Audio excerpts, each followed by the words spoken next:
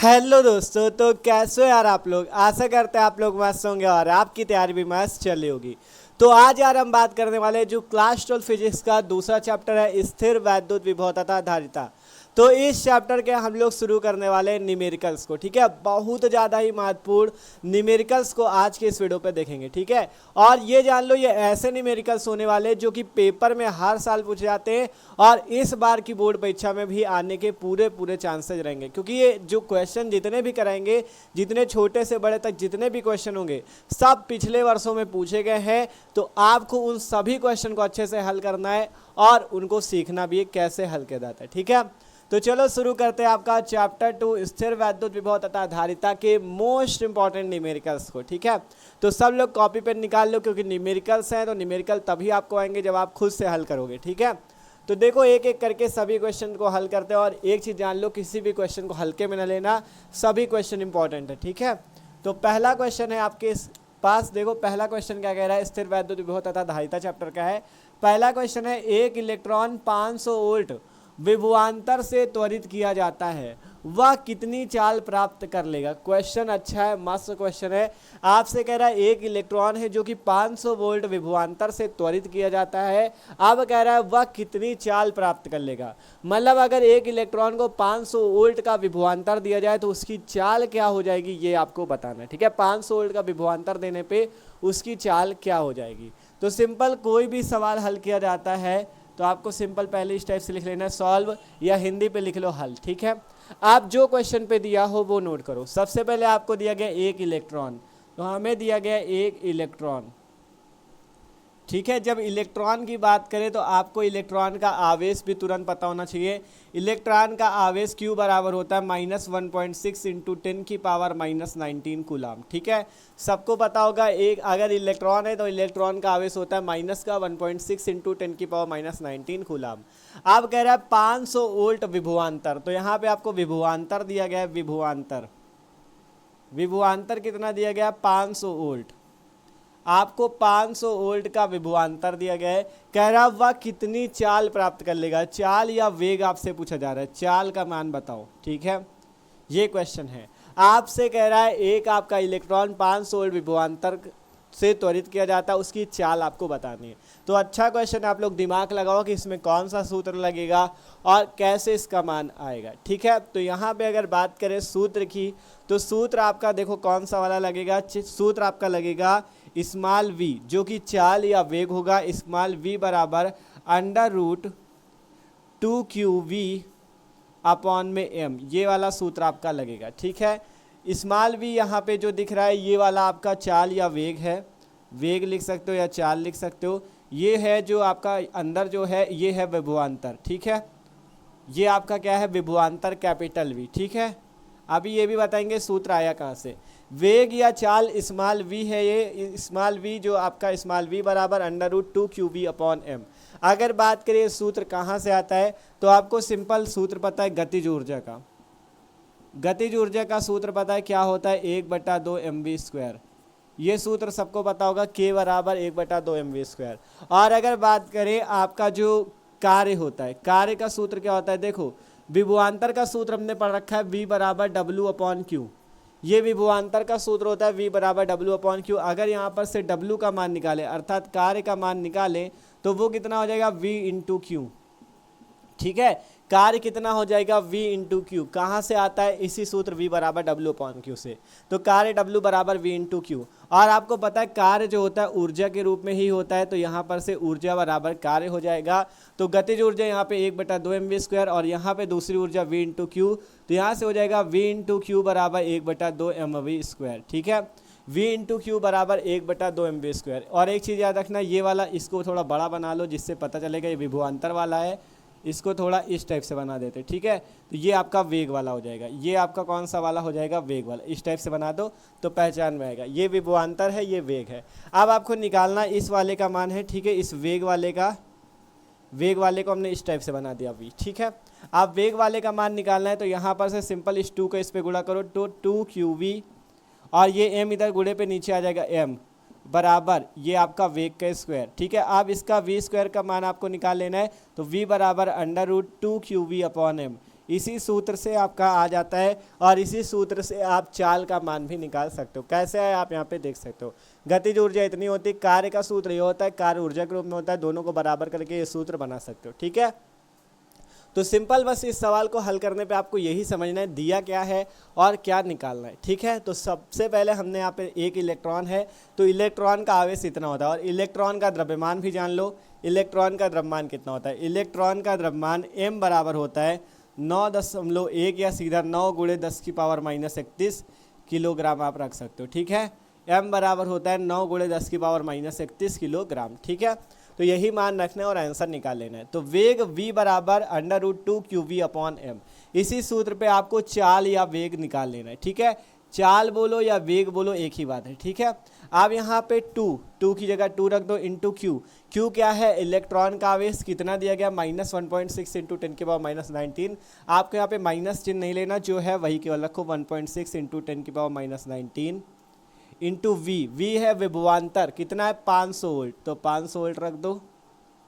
बटे में m का मान ये दिया है 9 × 10⁻31, 9 × 10⁻31। ठीक है, इतना आ गया। अब इसे कुछ नहीं करना, हल कर लेना है आपको। ठीक है, इधर वाला मिरेज कर देना, ये आपको केवल समझाने के लिए था। ठीक है, अब इसे हल कर लिया जाए। तो देखो यहीं पे इसे हल करते हैं, इसे यहाँ पे सिंपल आपके पास ये जो v बराबर वेग v या चाल, आपका चाल या वेग v बराबर, यहाँ से गुणा करते तो 2 का सबसे पहले इस 500 से गुणा करो। देखो यहाँ पे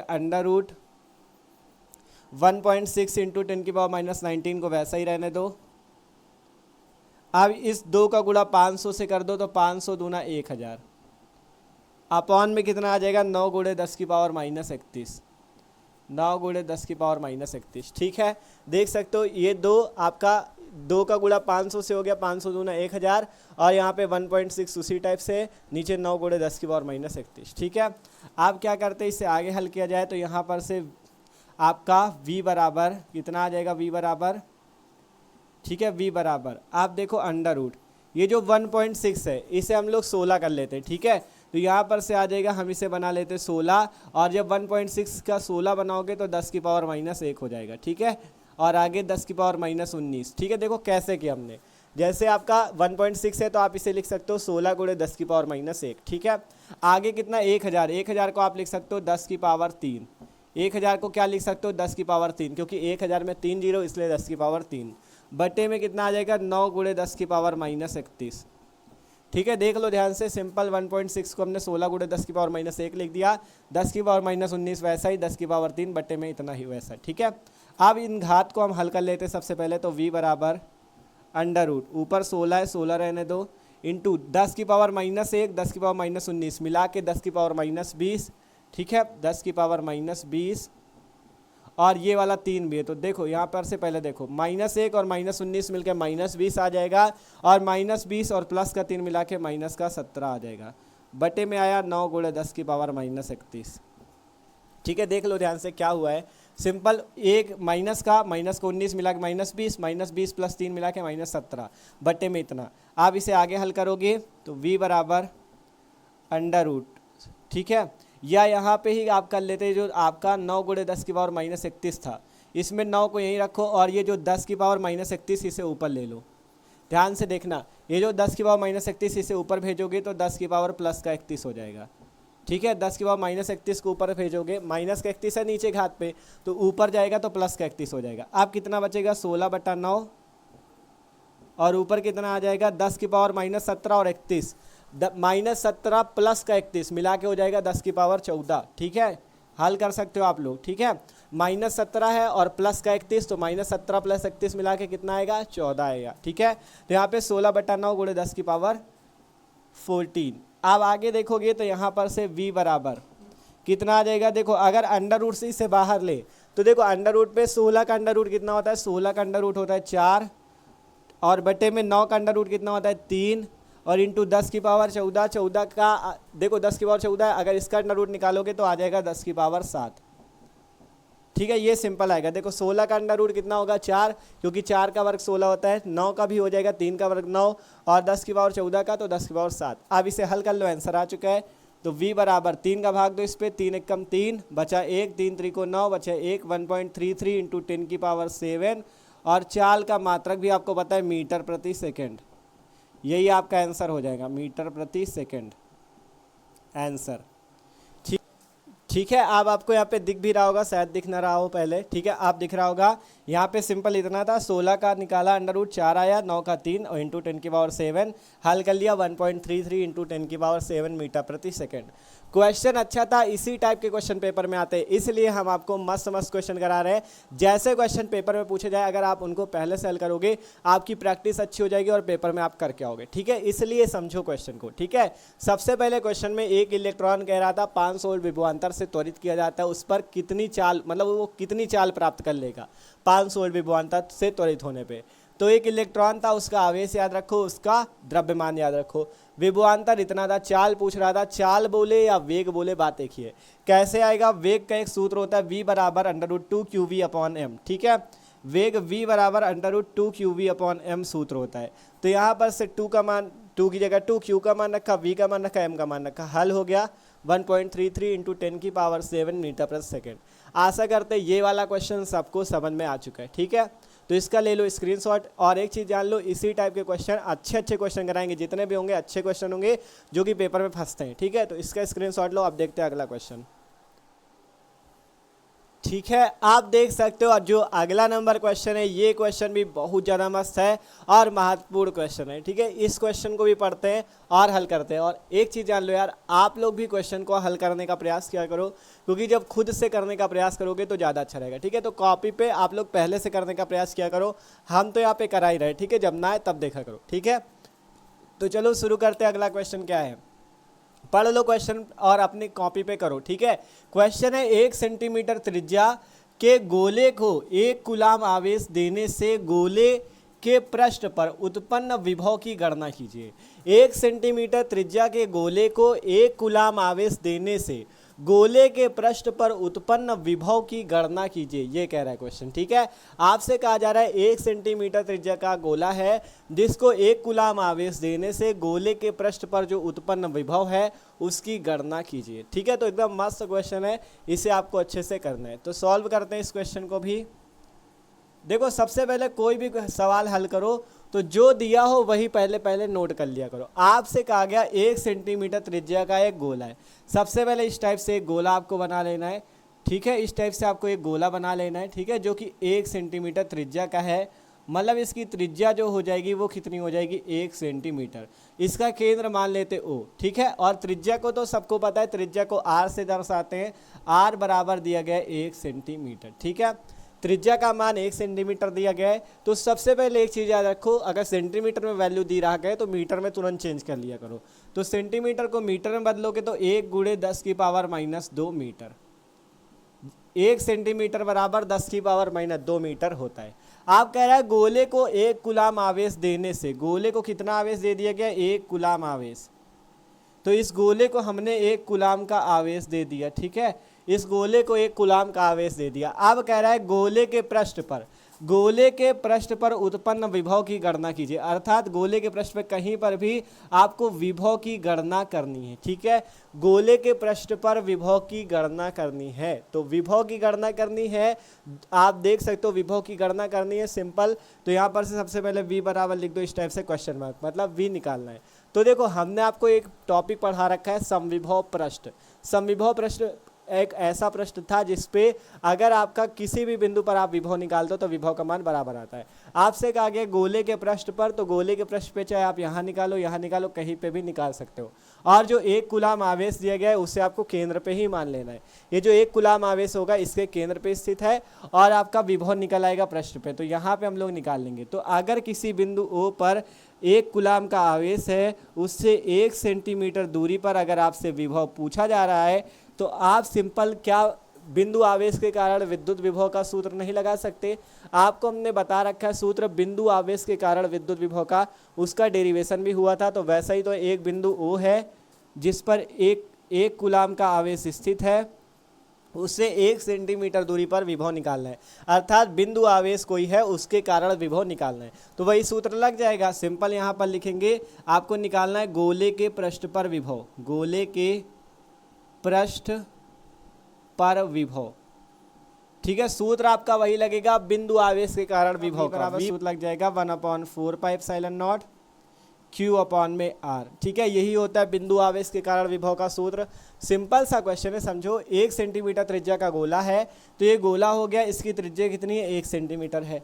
केंद्र को मान लिया O। आपसे कह रहा है 1 कूलाम का आवेश इस गोले को दिया जाता है, तो हमने मान लिया ये जो 1 कूलाम का आवेश है ये बिंदु O जो उसका केंद्र है उसी पर स्थित है। ऐसा क्यों माना, क्योंकि समविभव पृष्ठ हमने आपको पढ़ाया था। समविभव पृष्ठ एक ऐसा पृष्ठ होता है, आपको अगर उस पर किसी भी बिंदु पर आप विभव निकालते हो तो विभव का मान जो होता है वो समान आता है। समविभव पृष्ठ के किसी भी बिंदु पर विभव निकालोगे, विभव का मान समान आता है। इसलिए हमने क्या किया, उसके केंद्र पर ही आवेश को मान लिया। कब ये होगा, जब समविभव पृष्ठ होगा तभी केंद्र पर आवेश माना जाता है। ठीक है, फिर कहा गया था गोले के पृष्ठ पर उत्पन्न विभव ज्ञात करो। तो जब आपका उसकी त्रिज्या इतनी है, गोले के पृष्ठ पर कहीं भी विभव निकालोगे समान ही आएगा, तो हम मान लेते हैं यहाँ पे निकालना है, तो V का मान यहाँ निकालना है। तो आपको यहाँ पे देख रहे हो बिंदु O है जिस पे 1 कूलाम आवेश स्थित है, उससे 1 सेंटीमीटर दूरी पर विभव निकालना है। तो सिंपल आप कौन सा सूत्र लगा दोगे, बिंदु आवेश के कारण विभव का सूत्र V बराबर 1/4πε0 Q अपॉन R। तो यहाँ पर से इसका ही मान, यहीं से आपका V का मान निकल आएगा। 1/4πε0 है, इसका मान रख दो, कितना होता है 9 × 10⁹ इंटू आवेश Q। आवेश Q का मान है 1 कूलाम, तो 1 कूलाम रख दो, बटे में दूरी R। R का मान है 1 × 10⁻² मीटर। ये आपको रख देना। अब आंसर आपका सीधा सीधा निकल आएगा। तो V बराबर 9 × 10⁻⁹। अब 1 × 10⁻² है, 10⁻² ऊपर जाएगा तो 10⁻+2। देख लो, एक वैसा ही है, 10⁻² ऊपर गया, 10⁻+2। इसे हल कर लो तो V बराबर 9 × 10⁻9 प्लस 10⁻2 मिला के 10⁻11 वोल्ट। यही आपका आंसर हो जाएगा। ठीक है, यही आपका आंसर हो जाएगा 9 × 10⁻11 वोल्ट। ठीक है, यही आपका आंसर हो जाएगा। सिंपल सा क्वेश्चन था, बस यही समझना था कि इस पे सूत्र कौन सा लगेगा। तो जो जो क्वेश्चन पे कहा हमने वही किया और हमारा सवाल हल हो चुका है। ठीक है, सिंपल सा क्वेश्चन था। 1 सेंटीमीटर त्रिज्या की बात की गई थी, कर लिया हमने। 1 कूलाम आवेश उसको दिया गया, कह रहा था गोले के पृष्ठ पर विभव निकालो, तो हमने उसे समविभव पृष्ठ मान लिया। तो आप कहीं पर भी विभव निकालोगे, यहाँ पे निकालो, यहाँ पे, तो सब जगह विभव समान आएगा। और आवेश को हमने केंद्र पर मान लिया O बिंदु पर, तो बिंदु आवेश के कारण विभव का सूत्र लगा। आंसर आपका सामने। ठीक है, तो आशा करते ये सवाल भी समझ में आया। तो ये चीज़ जान लो, जितने सवाल लेंगे ना सब मस्त मस्त है, आप खुद कहोगे हाँ पेपर में फंसे थे। ठीक है, तो इसको स्क्रीनशॉट करो। आप देखते हैं अगला क्वेश्चन। ठीक है, तो आप देखो भैया, देखते अगला नंबर क्वेश्चन। अगला क्वेश्चन जो है ये भी मस्त क्वेश्चन है, आप लोग खुद देख लो। इस टाइप के क्वेश्चन तो पेपर में भर भर के आते हैं, बहुत ज़्यादा महत्वपूर्ण ये सवाल है। ठीक है, जो इसको भी देखो कैसे इस टाइप के क्वेश्चंस को आप हल करोगे एकदम आसान तरीके से, तो वो समझना। ठीक है, क्वेश्चन पढ़ो। कह रहा है चित्रानुसार संयोजन के समतुल्य संधारित्र की गणना कीजिए। मतलब ये जो चित्र बना हुआ है इसके अनुसार इस पूरे संयोजन के समतुल्य संधारित्र या कहो तुल्य संधारित्र, समतुल्य कहो या केवल कहो तुल्य संधारित्र की गणना कीजिए। तो कैसे ये सवाल लगेगा देख सकते हो। यहाँ पे 3 संधारित्र जुड़े हुए हैं। पहला संधारित्र ये जुड़ा हुआ है 5 माइक्रोफैरड का, ये जो इस टाइप से बना है इसे बोलते हैं माइक्रोफैरड। संधारित्र की जो धारिता होती है उसका मात्रक हमने आपको बताया था फैरड होता है, और अगर इस टाइप से बना हो इसे बोलते हैं माइक्रोफैरड। ठीक है, तो माइक्रोफैरड दिया गया है, 5 माइक्रोफैरड है इसकी धारिता। दूसरे वाले संधारित्र की C2 बराबर 10 माइक्रोफैरड धारिता है। तीसरे संधारित्र की C3 बराबर 3 माइक्रोफैरड की धारिता है। ठीक है, आप सिंपल सबसे पहले जो जो दिया उसे नोट करो, सॉल्व करो इसे। C1 का मान दिया है 5 माइक्रोफैरड, C2 का मान दिया है 10 माइक्रोफैरड, C3 का मान दिया है 3 माइक्रोफैरड। ठीक है, अब आपसे कह रहा है तुल्य धारिता निकालो, तुल्य संधारित्र की धारिता निकालो। 3 जुड़े हुए हैं, तुल्य धारिता निकालो। कैसे निकाली जाए धारिता? तो देखो, आपको हमने बताया था जब संधारित्र की मतलब धारिता के विभिन्न संयोजन हो, तो हमने आपको 2 संयोजन पढ़ाए थे, श्रेणी क्रम संयोजन और समांतर क्रम संयोजन। श्रेणी क्रम संयोजन क्या होता है, उसका सूत्र क्या होता है, ये तो हमने आपको पढ़ा दिया था समांतर क्रम संयोजन में, और उसका सूत्र भी बताया था। अब यहाँ पे बात ये आती है कि आप श्रेणी क्रम और समांतर क्रम को पहचानोगे कैसे, कि कौन सा संयोजन श्रेणी क्रम संयोजन है, कौन सा संयोजन समांतर क्रम संयोजन है। तो देखो श्रेणी क्रम संयोजन एक ऐसा संयोजन था जिसमें एक संधारित्र मान लो जुड़ा है, उसके बाद अगर दूसरा संधारित्र जुड़ जाए तो उस तरह के संयोजन को श्रेणी क्रम संयोजन कहते हैं। और उसके लिए धारिता का सूत्र होता है 1/c बराबर 1/c1 प्लस 1/c2। ठीक है, ये सूत्र होता है। अगर दो संधारित्र हैं वो एक दूसरे से एक के बाद एक जुड़े हैं तो उस तरह के संयोजन को श्रेणी क्रम संयोजन बोलते हैं। और उसका सूत्र होता है उसकी धारिता का 1/c बराबर 1/c1 प्लस 1/c2। ठीक है, ये आपका सूत्र होता है श्रेणी क्रम के लिए। आप बात करें समांतर क्रम संयोजन की, तो समांतर क्रम में मान लो एक संधारित्र इस टाइप से जुड़ा है, फिर दूसरा संधारित्र इस टाइप से समांतर जुड़ा होता है और वो इस टाइप से इसकी प्लेट के साथ जुड़ी होती है, इसकी प्लेट के साथ जुड़ी होती है। तो इस टाइप का संधारित्र समांतर क्रम, मतलब ये इस टाइप के संधारित्र में क्या होता है, दोनों संधारित्र एक दूसरे के किस क्रम में जुड़े होते हैं, समांतर क्रम में। तब जो धारिता का सूत्र आता है वो आता है c बराबर c1 प्लस c2। ये होता है समांतर क्रम का सूत्र और ये होता है श्रेणी क्रम का सूत्र। ठीक है, आपको एकदम आसानी से बता रहे हैं आप कैसे पहचानोगे श्रेणी क्रम समांतर क्रम। श्रेणी क्रम में क्या होगा, दो संधारित्र एक के बाद एक जुड़े होंगे। समांतर क्रम में क्या होगा, एक संधारित्र ऐसे जुड़ा होगा, एक संधारित्र ऐसे, मतलब दोनों एक दूसरे के समांतर होंगे। तो अगर इस चित्र पे देखा जाए तो आप देखो इसमें कैसे हल करोगे, प्रैक्टिस करनी पड़ेगी यार। ठीक है, अगर देखो तो ये वाला संधारित्र और ये वाला संधारित्र एक दूसरे के, देखो पहले ये जुड़ा है फिर ये जुड़ा, मतलब एक के बाद जब एक संधारित्र इस टाइप से जुड़े हों, पहले जुड़ा फिर दूसरा जुड़ा, तो उस तरह के संयोजन को कौन सा संयोजन बोलते हैं, श्रेणी क्रम संयोजन, सीरीज कॉम्बिनेशन बोलते हैं। तो आप सबसे पहले यही करो कि देखो पहले इसमें पहचानो कौन श्रेणी क्रम है कौन समांतर क्रम। हमने देखा ये और ये दोनों श्रेणी क्रम में जुड़े हुए, मतलब एक के बाद एक जुड़े हुए, तो हम यहाँ पे लिखेंगे, क्या लिखेंगे, C1 तथा C2 संधारित्र जो है वो श्रेणी क्रम में है, श्रेणी क्रम में है। ठीक है, हमने क्या लिख दिया कि जो आपका C1 तथा C2 संधारित्र है वो श्रेणी क्रम में है। तो जब श्रेणी क्रम में है तो हम उसकी तुल्य धारिता निकाल लेंगे इस सूत्र से 1/c बराबर 1/c1 प्लस 1/c2 से। ठीक है, अब यहाँ पे आपको कुछ नहीं करना, वैल्यू रखो C1 की 1/5 प्लस C2 की वैल्यू रखो 1/10। अब इसे हल कर लो, 10 एलसीएम आ जाएगा, 5 दूना 10, 2 एकम 2 प्लस 10 का भाग दो, 10 एकम 10 1 होता है, 1 एकम 1 आ गया। इसे हल करोगे 3/10, तो 3/10 आया 1/c का मान।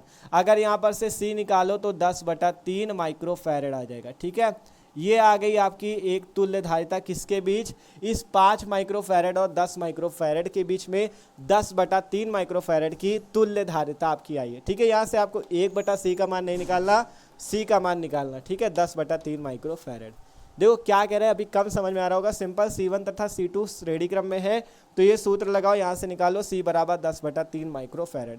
ये जो तुल्य धारिता ये c, ये कहाँ पे आई है, इस संधारित्र और इस संधारित्र की। आपको इन तीनों संधारित्र का तुल्य निकालना है। तो दो संधारित्र की तो निकल आई कितनी, 10/3। तो अब ये चित्र कुछ इस टाइप से बन जाएगा। पहले आपका यहाँ पे देखो दो संधारित्र को जोड़ के एक संधारित्र बनाया गया, तुल्य धारिता निकाली गई। तो यहाँ पे अब कितना संधारित्र बचेगा, केवल एक, जिसकी धारिता हो जाएगी 10/3 माइक्रोफैरेड की। अब यहाँ पे आगे एक संधारित्र जुड़ा हुआ है इस टाइप से, जिसकी धारिता है C3 बराबर 3 माइक्रोफैरेड। देख लो ध्यान से, अब चित्र कुछ इस टाइप से आपका बन जाएगा। सिंपल देखो, इन दोनों को आपने जोड़ दिया, दो संधारित्र जब जुड़ गए तो उसका श्रेणी क्रम में जुड़े और उसकी धारिता जो निकली वो केवल एक संधारित्र की निकली 10/3, मतलब दोनों का तुल्य निकला। तो जो दो थे अब वो बन चुका है एक, कितनी बन चुकी, 10/3। तो एक संधारित्र, इन दोनों को तुल्य निकालने पे एक संधारित्र बना 10/3 और ये वाला तो पहले से है। अब ये संधारित्र और ये संधारित्र दोनों समांतर क्रम में हो जाएंगे। तो अब हम यहाँ पर से क्या लिखेंगे, समांतर क्रम संयोजन लगा देंगे। ठीक है, इसको अभी इरेज कर दे, इसका तो काम बचा नहीं। तो सिंपल अब हम यहाँ पर से क्या लगा देंगे, समांतर क्रम संयोजन।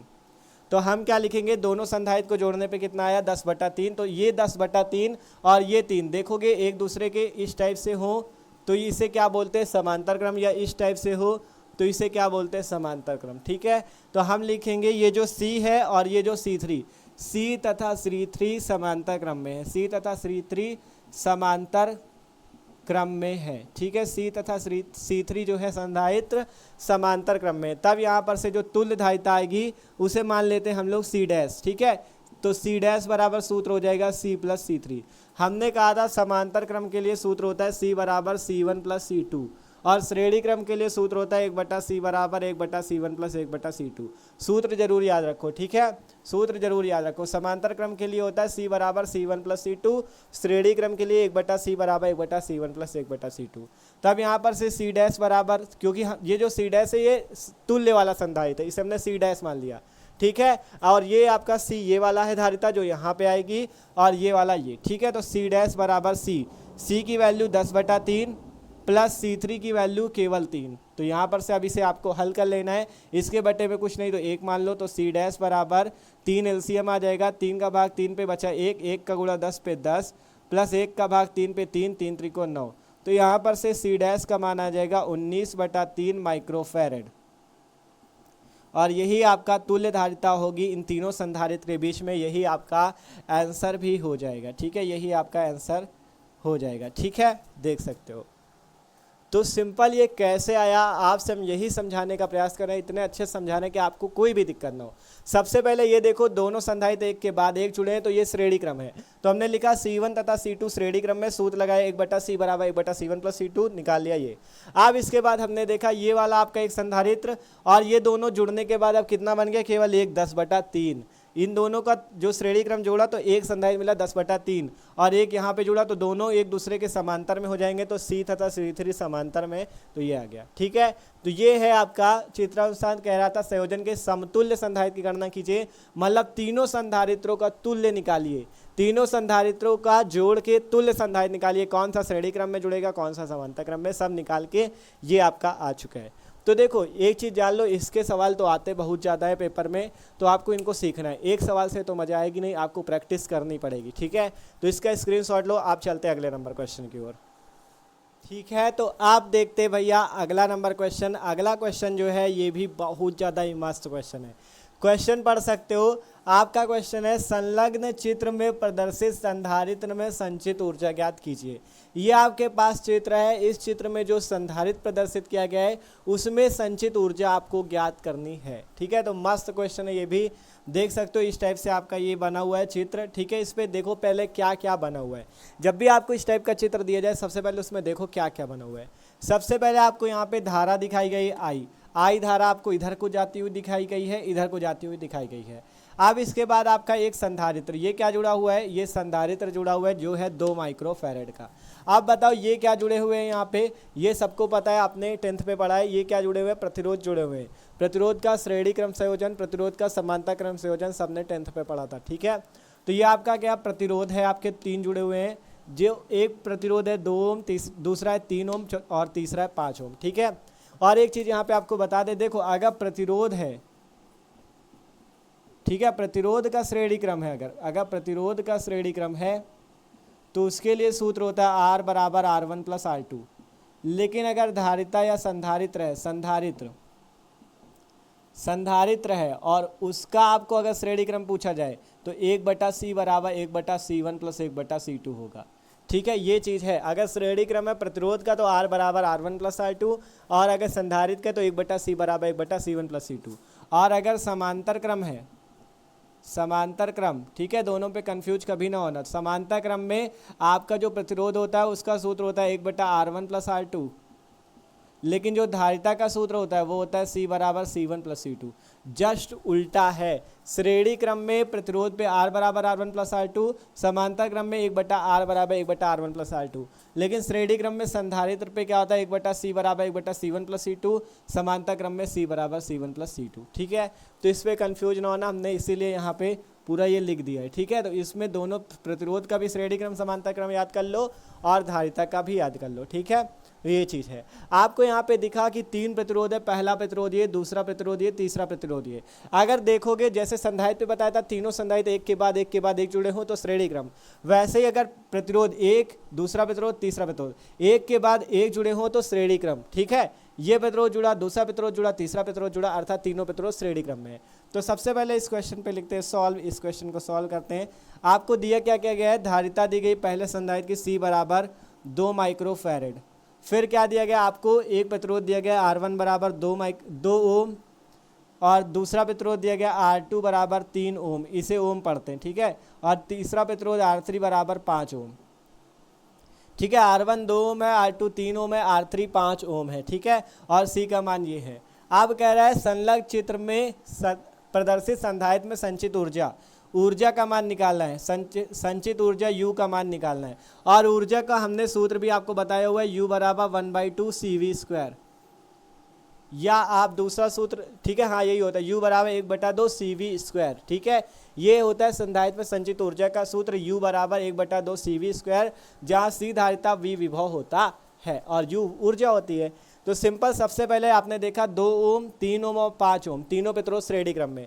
तो लिखते हैं R1 R2 तथा R3 प्रतिरोध श्रेणी क्रम में है, प्रतिरोध श्रेणी क्रम में है। ठीक है, तीनों प्रतिरोध किस क्रम में है? श्रेणी क्रम में। क्योंकि कैसे, आप कैसे जाने श्रेणी क्रम में? क्योंकि पहला प्रतिरोध, फिर उसके बाद दूसरा प्रतिरोध, फिर उसके बाद तीसरा प्रतिरोध, तीनों एक के बाद एक जुड़े, मतलब श्रेणी क्रम। तब यहाँ पर से श्रेणी क्रम का सूत्र क्या होता है? R बराबर R1 + R2 + R3, इस टाइप से होता है।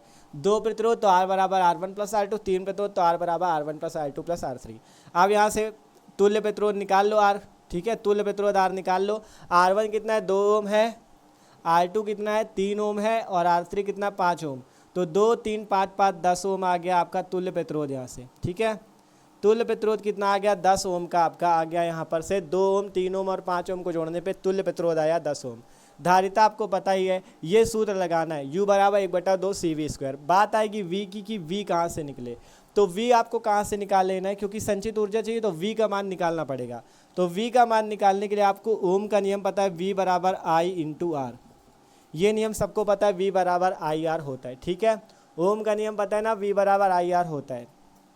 तो यहाँ पर से आपको धारिता भी वैसे धारा भी आपको दी गई थी शायद क्वेश्चन पे। ठीक है, इस क्वेश्चन पे आपको धारा का मान दिया गया था, यहाँ पे लिखा था I बराबर 2 एम्पियर। ठीक है, हमने नोट नहीं किया था, धारा आपको दी गई थी I बराबर 2 एम्पियर की। ठीक है, तो यहाँ पे धारा कितनी थी? 2 एम्पियर। तो धारा 2 एम्पियर थी, तो धारा का मान आपको पता है कितना? 2 एम्पियर है। यहाँ पे लिख लेना I का मान है 2 एम्पियर। ये क्वेश्चन पे आपको दिया गया था धारा 2 एम्पियर। ठीक है, तो धारा आपका कितना दी गई है? 2 एम्पियर। प्रतिरोध आपको कितना पता चला? इन तीनों प्रतिरोधों को श्रेणी क्रम में जोड़ने पे आया 10 ओम। तो यहाँ पे प्रतिरोध हो गया 10 ओम। अब इसका गुणा कर दो, 2 दहम 20, 20 वोल्ट का विभव आपका आ जाएगा, 20 वोल्ट का विभव आ जाएगा। ठीक है, विभव हमने क्यों निकाला? क्योंकि हमें ऊर्जा चाहिए। ऊर्जा का सूत्र होता है U बराबर 1/2 CV², इसलिए V का मान आपको निकालना ही है। तो V बराबर सूत्र लगाया, ओम का नियम, I × R। I धारा, धारा का मान 2 एम्पियर क्वेश्चन पे दिया था। और प्रतिरोध, तुल्य प्रतिरोध 10 ओम आया, इसका मान रखो 20 वोल्ट। अब इसके बाद आपको क्या निकाल लेना है? ऊर्जा। संधारित्र में संचित ऊर्जा U बराबर सूत्र होता है 1/2 CV²। ठीक है, U बराबर 1/2 CV²। तो U बराबर 1/2। C का मान कितना दिए गए? C का मान, और एक चीज़ याद रखना, कभी भी माइक्रो फैरेड पे दिया हो तो फैरेड पे चेंज कर लेना। C का मान है 2 माइक्रो फैरेड। इसे फैरेड पे चेंज करने के लिए 2 × 10⁻⁻6 फैरेड। यहाँ पे एक जगह नोट कर लेना आप लोग। ठीक है, कि 1 माइक्रो फैरेड बराबर होता है 1 × 10⁻⁻6 फैरेड। ये आपको हर सवाल पे काम आएगा, तो आपको इसको याद कर लेना है। 1 माइक्रो फैरेड बराबर 1 × 10⁻⁻6 फैरेड। तो इसी तरह से 2 माइक्रो फैरेड बराबर 2 × 10⁻⁻6 फैरेड। सिंपल याद रखो, माइक्रो फैरेड को फैरेड में बदलने के लिए 10⁻⁻6 का गुणा होता है, तो 2 × 10⁻⁻6 फैरेड। तो यहाँ पे C की जगह रख देंगे 2 × 10⁻⁻6 इंटू V का मान है 20, तो 20 लिख दो, और स्क्वायर लगा तो स्क्वायर लगा दो। ठीक है, U बराबर 1/2। C की जगह आपको क्या रखना है? 2 × 10⁻⁻6। कैसे आया? इस माइक्रो फैरेड को फैरेड में बदलने से। तो 2 × 10⁻⁻6 गुणे V का मान है 20 वोल्ट, तो 20 का स्क्वायर कर दो क्योंकि V स्क्वायर है। यहाँ से हल करोगे 2 से 2 कैंसिल। ठीक है, तो U बराबर कितना आ जाएगा? ये आपका 10⁻⁻6 गुणे 20 का स्क्वायर 400। तो 400 × 10⁻⁻6 आया। देखो नीचे दिख रहा है कि नहीं?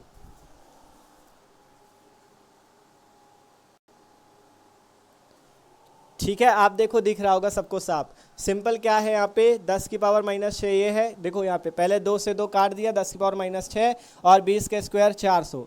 अब यहाँ पर से अगर इसे हल करें तो U बराबर है 400 × 10⁻⁻6। इसे हल किया जाए तो U बराबर 400, इसे लिख दो 4 × 10⁻2 और × 10⁻6, क्योंकि डबल जीरो है तो उससे आप लिख सकते हो 10⁻2। अब इसे हल किया जाए तो U बराबर 10⁻2 और 10⁻6 मिलकर 10⁻4। तो यहाँ पर से आ जाएगा U का मान 4 गुणे 10 की पावर -4 जूल। U बराबर आ जाएगा 4 गुणे 10 की पावर -4 जूल, और यही हो जाएगी संधारित्र में संचित ऊर्जा। U बराबर 4 गुणे 10 की पावर -4 जूल आंसर, क्योंकि ऊर्जा का मात्रक जूल होता है इसलिए 4 गुणे 10 की पावर -4 जूल। ठीक है, तो इस टाइप से आपकी ऊर्जा भी आसानी से निकल आई है। सिंपल सा क्वेश्चन था, आप लोग खुद देख सकते हो। ये आपके पास था, धारा आपको इतनी दी गई थी, जो जो पहले दिया हो वो नोट कर लो।